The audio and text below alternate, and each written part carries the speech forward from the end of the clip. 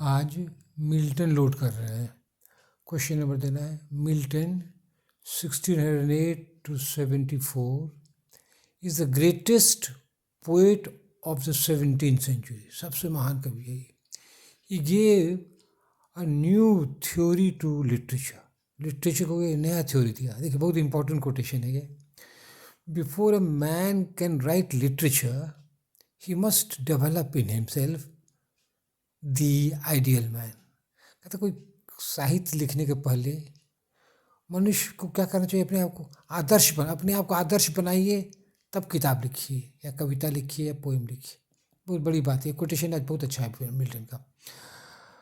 अब देखिए, the first phase of Milton poetic career is Cambridge. ये थोड़ा किताबी हो गया है, ये मिल्टन पर खास करके है। तो पहला करियर था कैम्ब्रिज का, जब स्टूडेंट जब था। He rode on the morning of Christ nativity, ये लिखा जब स्टूडेंट था। This is the month and this is the happy morn of wedding maid and virgin mother born. कहता है दिस इज, यही महीना है, यही सुबह, सुखद सुबह है जब वेडिंग मेड और वर्जिन मेड को बच्चा हुआ था। Of wedding maid and virgin mother born, और वर्जिन क्राइस्ट का जन्म हुआ था। ये इसी पर कविता क्राइस्ट के जन्म पर है, नेटिविटी।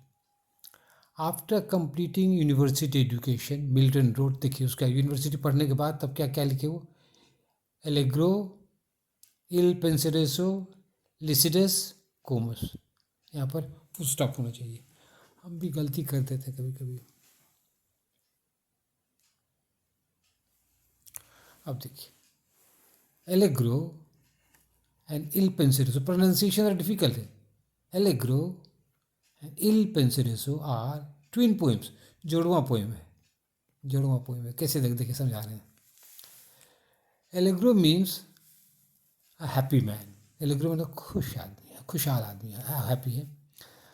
ही गोज, जो happy man, he goes to the field at sunrise, सुबह तड़के उठ के चल जाते, एकदम हैप्पी मैन है। The air is fresh, birds are singing, there is dancing on tiptoes, और नाच है टिपटो पर, डांस, हैप्पी मैन का साइन। अब हम पेज 2 में आ रहे हैं।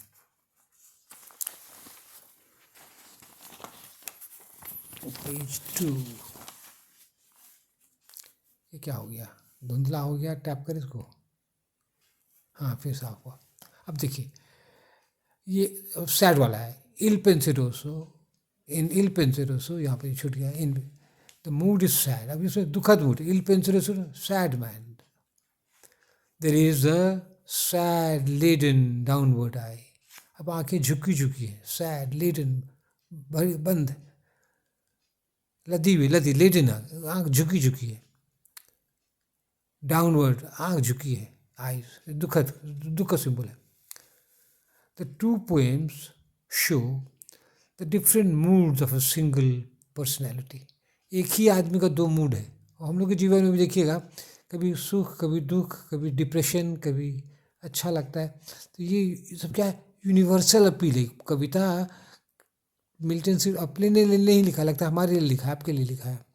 तो ये है, दिस इज द गुड। ये महान कवि में ये होता है, वो अपने लिए लिखता है तो फिर दुनिया के लिए भी लिख डालता है एक हिस्सा। अब देखिए कोमस का है, एक देखिए पढ़ना कैसे पड़ता है। पोएम का समरी देते जाइए, बढ़िया बढ़िया जो चीज़ें, बस क्वेश्चन छोड़िए मत कभी परीक्षा में। Comus is about a maid, कुमारी लड़की who is lost in the forest. ये लड़की जंगल में खो गई है।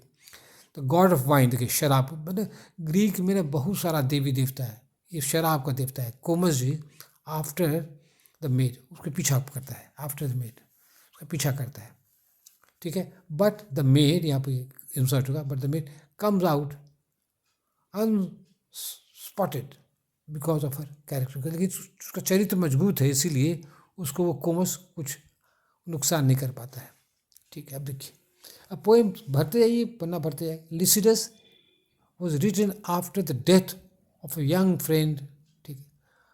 कब लिखा ये लिसिडस, कब लिखा? जब मिल्टन का दोस्त, जिगरी दोस्त मर गया ना, तब वो लिखा।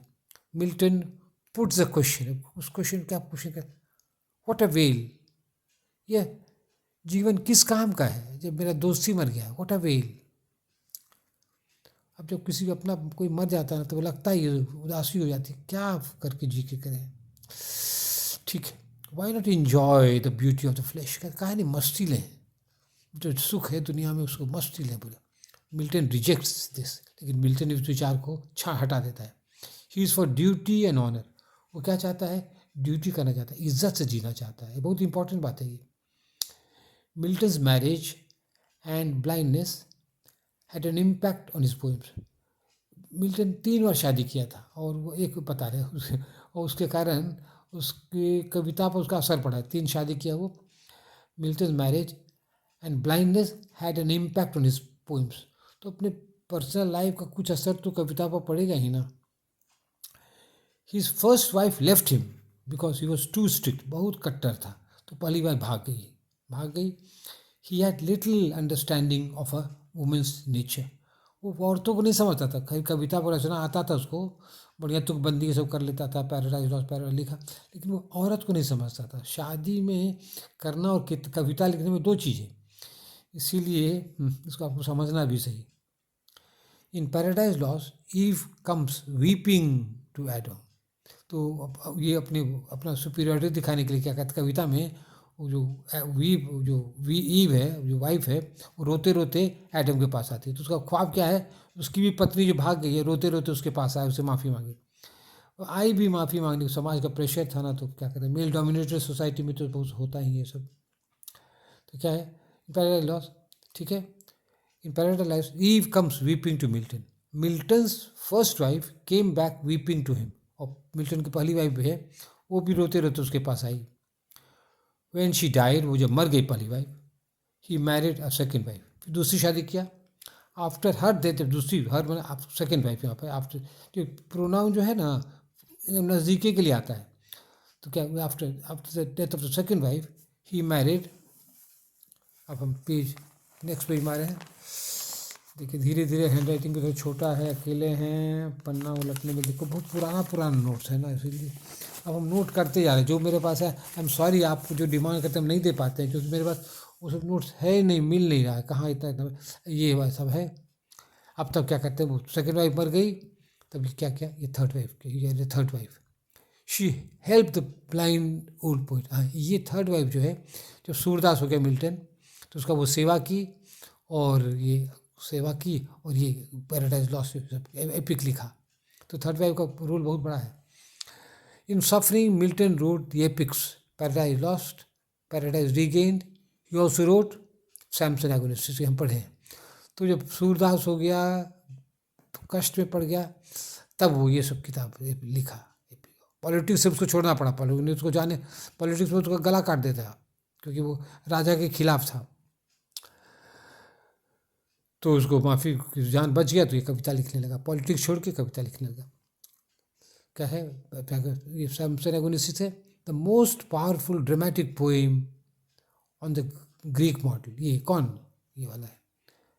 तो उसके यहाँ पर क्या करते हैं, हमको अब डैश देना, कभी कोलन बहुत ज़्यादा दे देते हैं, लेकिन हमको अब होशा तो कहीं कहीं डैश भी होगा, इसलिए आपको अपना ब्रेन रखिए, मेरा टोटल आँख बूंद के हमको फॉलो मत कीजिए।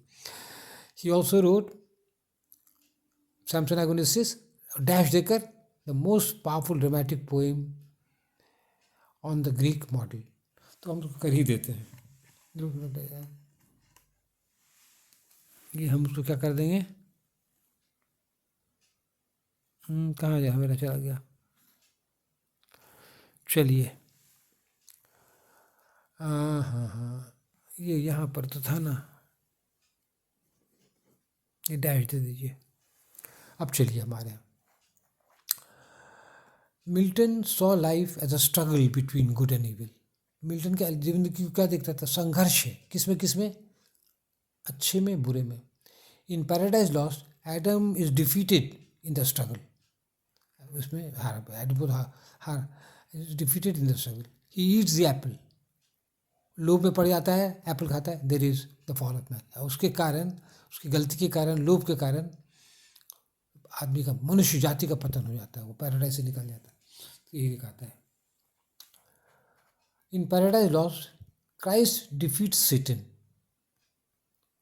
लड़ाई में क्राइस्ट जो है defeat. In Samson the hero kills his enemies, और सैमसन एग्रेसिव जो हीरो जो है दुश्मनों को, पापी को मार देता है। तो हर अच्छी कविता में देखिएगा सत्य की विजय होती है, अच्छा जो जीतता है, खराब का तो नाश होता है। तो ये सब यूनिवर्सल थीम पर भी मिल्टन लिखता है। ठीक है, okay. In Milton there is a mingling of, दिखाई नहीं, mingling of the Renaissance and the Reformation. ये इंपॉर्टेंट देखिए, समझिए इसको आप। In Milton there is a mingling of Renaissance, Renaissance माना होता है पुनर्जागरण, ठीक है, रिनायसा, और रिफॉर्मेशन में सुधार। तो रिनायसा में क्या था, ब्यूटी था रिनायसा में, शेक्सपियर था, ये सब जब क्वीन एलिजाबेथ अब तक बहुत सुंदर थी, तो रिनायसा में ब्यूटी था एंड अच्छा ठीक है। और रिफॉर्मेशन में क्या था, ड्यूटी था। तो मिल्टन में क्या है, ब्यूटी भी है और ड्यूटी भी है। तो beauty and duty go hand in hand, ये खास बात है मिल्टन में। क्या उसको सुंदरता का अनुभव था, 3 शादी किया था, घूमा फिरा बहुत था, तो उसको ये ब्यूटी और ड्यूटी भी था, धर्म की किताब पढ़ा था। तो मिल्टन में रिनायसा है, रिफॉर्मेशन है, ब्यूटी और ड्यूटी दोनों है। ड्यूटी आ गया रिफॉर्मेशन के लिए और रिनायसा के लिए ब्यूटी है। Beauty and duty go hand in hand, hand in hand मतलब साथ। He had tested the beauty of the flash, उसको मन उसके शरीर का वो आनंद लिया था। उसको बच्चा था, 3 बीबी थी, ये थी। ओडर्स, फ्रूट्स और खुशबू, उसका भी उसको आनंद है। और फल भी खाया, बढ़िया बढ़िया फल खाया थे सब, fruits. He had travelled for 15 months in Italy. देखिए इटली जैसे सुंदर शहर में, देश में वो गया था, but he is always aware of his duty. बल्कि जहाँ भी जाता है उसका दिमाग होता है हमको ड्यूटी करना है, भटकना नहीं है। They also serve only stand and wait. और जब सूरदास हो गया तो बहुत इंपॉर्टेंट लाइक लिखा कि जो चुपचाप भगवान का नाम लेता है वो भी भगवान की सेवा करता है। दे ऑल्सो सर्व, सेवा करता है। ओनली टू स्टैंड, खड़ा है, इंतज़ार कर रहा है, वो भी सेवा करता है। तो ये कहा है ऑन हिज ब्लाइंडनेस का, बहुत इंपॉर्टेंट पोइम है, सोनेट है, पढ़े हैं, बहुत पढ़ाया भी है। तो ये सब मिल्टन का इंपॉर्टेंट है। ये आंसर पढ़ लीजिएगा ना तो अपना भी बना सकिएगा। अब ये मेरा लगता है आखिरी पेज होगा, ठीक है, बस हाँ लास्ट पेज है। देखिए बहुत अच्छा कोटेशन है। ही इज, मतलब मिल्टन के लिए आ रहा है, he is rightly called the Hellenic child of हेब्रिज्म। Hellenic होता है ग्रीक ब्यूटी उसमें है, लेकिन ये कौन है, ये हेब्रिज्म, धार्मिक अपने धर्म का, क्रिश्चियन धर्म हो गया, तो उसका बच्चा ये है। लेकिन उसमें हेलेनिक ब्यूटी, दोनों गुण उसमें, यही हम कहना चाहते हैं। ठीक है, ओके, ये क्या हो गया, ठीक। अब चले आ रहे हैं हम। अब देखिए, in his last phase Milton wrote in blank verse. अब यहाँ पर क्या डैश होगा, unrhymed lines of iambic pentameter. Dash क्या करता है, इसको समझाता है। ये ब्लैंक वर्स क्या है, unrhymed lines of iambic pentameter, blank verse. अब यहाँ देखिए, purge and disperse that I may see and tell of things invisible to mortal sight।